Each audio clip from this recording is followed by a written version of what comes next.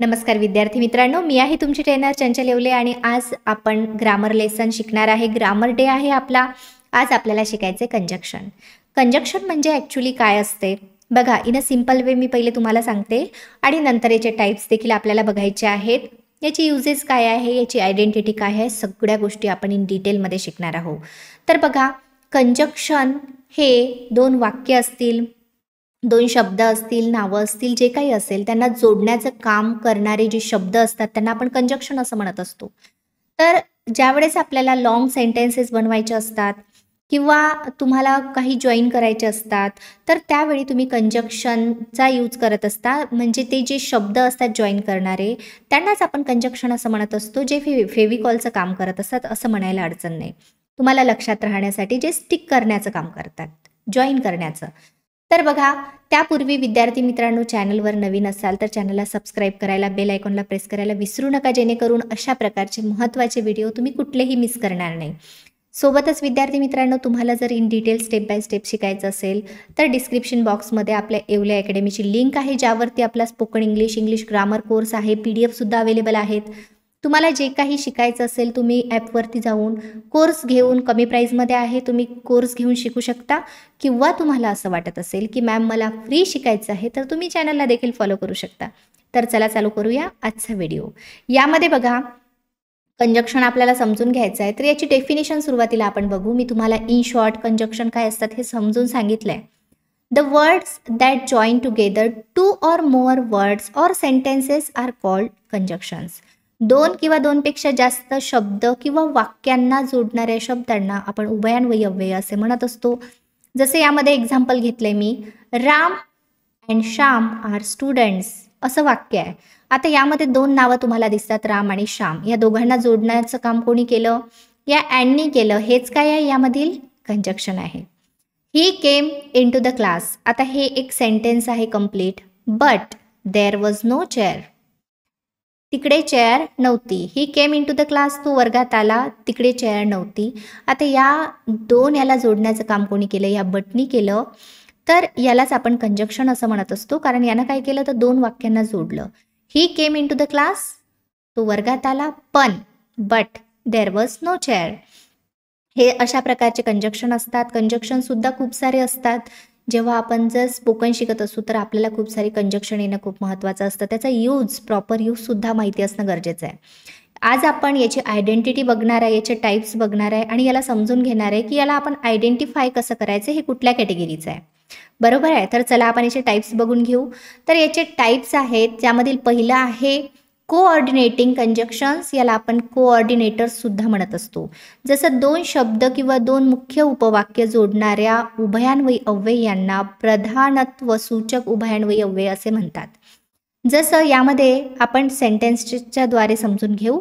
यामध्ये Shreyash is a poor.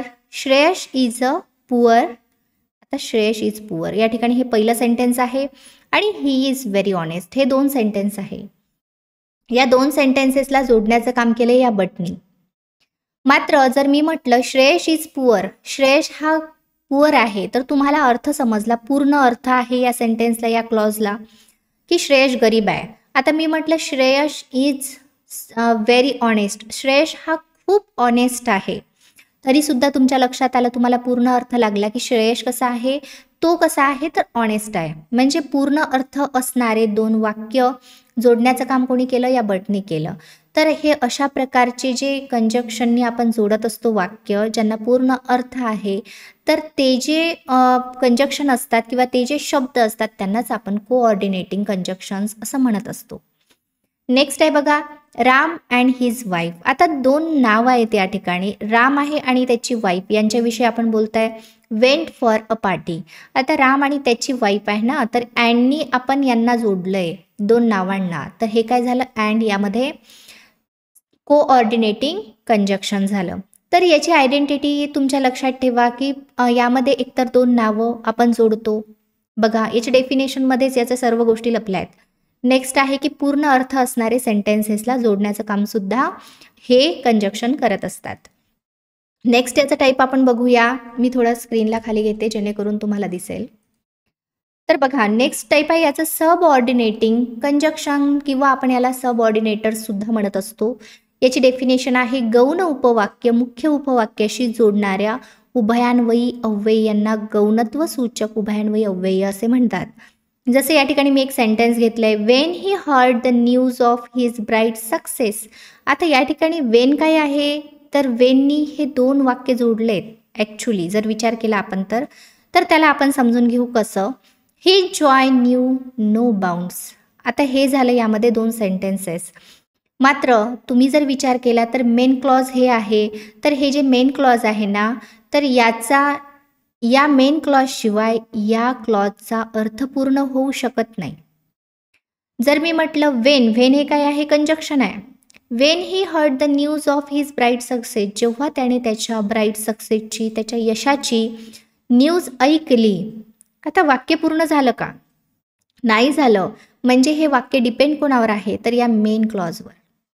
हे वाक्य पूर्णपणे डिपेंड आहे या क्लॉजवर. जेव्हा अशा प्रकारे तुम्हाला दिसेल सेंटेन्सेस की ज्या सेंटेन्समध्ये पहिलं सेंटेन्स हे दुसऱ्या सेंटेन्सवर डिपेंड आहे, त्याशिवाय त्याचा अर्थ पूर्ण होऊ शकत नाही, तर अशा सेंटेन्सेसच्या ठिकाणी कुठलं कंजक्शन आलं आहे हे तुम्हाला आयडेंटिफाय करायचं आहे आणि त्याची कॅटेगरी तर तुम्हाला लक्षातच येणार. मग सबऑर्डिनेटिंग कंजक्शन्स असं आपण त्याला म्हणत असतो. जसे यामध्ये हे वेन कंजक्शन आहे, याला WH कंजक्शन असं देखील आपण म्हणतो.